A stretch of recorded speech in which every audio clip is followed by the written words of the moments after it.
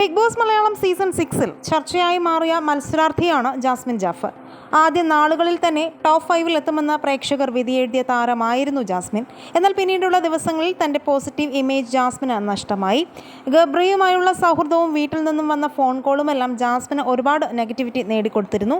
ഗബ്രിയുമായുള്ള സൗഹൃദം അകത്തും പുറത്തും ജാസ്മിനെ സാരമായി തന്നെ ബാധിച്ചിട്ടുണ്ട്. ഇപ്പോഴിതാ ഇക്കാര്യം ജാസ്മിനോട് തുറന്നടിച്ച് പറഞ്ഞിരിക്കുകയാണ് റസ്മിൻ. ബിഗ് ബോസ് വീട്ടിൽ ജാസ്മിൻ്റെയും ഗബ്രിയുടെയും അടുത്ത സുഹൃത്താണ് റസ്മിൻ. മൂവരും ഒരുമിച്ചാണ് ഇരിക്കുമ്പോഴാണ് റസ്മിൻ ജാസ്മിനെ കുറിച്ച് സംസാരിച്ചത്. നീ സൂക്ഷിക്കണം, ഒന്നുകൂടെ ആക്റ്റീവ് ആകണം, നീ വന്ന സമയത്തുള്ള ജാസ്മിനല്ല, ഇമോഷണലി എടുക്കരുത് എന്നാണ് ഞാൻ പറയുന്നത്. ഞാനിത് തുറന്നു പറയുമ്പോൾ എന്നോടൊന്നും തോന്നരുതെന്നും റസ്മിൻ പറയുന്നുണ്ട്. നീ മിക്ക സ്ഥലങ്ങളിലും ഇവൻ സംസാരിക്കുമ്പോൾ നീ നിയന്ത്രിക്കുന്നുണ്ട്. എനിക്ക് ഫീൽ ചെയ്തത് അതാണ്. അത് സംസാരിക്കുന്നത് കേൾക്കുമ്പോൾ കേൾക്കുന്നവർക്ക് നീ ഇപ്പോഴിവിടെ സംസാരിക്കേണ്ട കാര്യമില്ലല്ലോ എന്ന് തോന്നും. നിനക്കൊന്നും കിട്ടാത്തതുപോലെ ഇടയ്ക്ക് കയറുന്നത് പോലെയൊക്കെ തോന്നും. ഞാൻ പറഞ്ഞ പോയിന്റ്സ് നീ മനസ്സിൽ വയ്ക്കുക, എന്നിട്ട് അടുത്ത തവണ അങ്ങനെ ഒരു സാഹചര്യം വരുമ്പോൾ ആലോചിച്ചാൽ മതിയെന്നും റസ്മിൻ ജാസ്മിനോട് പറയുന്നുണ്ട്.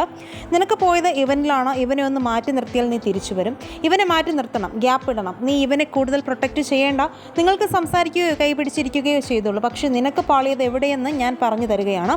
ഇവനോടുള്ള അമിതമായ സ്നേഹവും കെയറും പ്രൊട്ടക്ഷനും ഒക്കെ പ്രശ്നങ്ങൾ വരുമ്പോൾ കാണിക്കാതിരിക്കുക, അല്ലാതെ ആയിക്കൊള്ളൂ എന്നാണ് റസ്മിൻ പറയുന്നത്.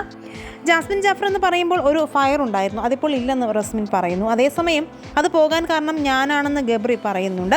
എന്നാലല്ല, അതിന് കാരണം തൻ്റെ വീട്ടുകാരാണെന്ന് ജാസ്മിൻ പറയുന്നത്. താൻ ഈ ആഴ്ച പുറത്തു പോകുമെന്നും തൻ്റെ മനസ്സ് പറയുന്നെന്നും ജാസ്മിൻ പറയുന്നുണ്ട്. ഈ വിഷയത്തിൽ നിങ്ങളുടെ അഭിപ്രായങ്ങൾ മടിക്കാതെ കമന്റ് ചെയ്യുക. സീസൺ 6-ലെ നിങ്ങളുടെ ഇഷ്ട മത്സരാർത്ഥി ആരാണെന്നും പറയുക.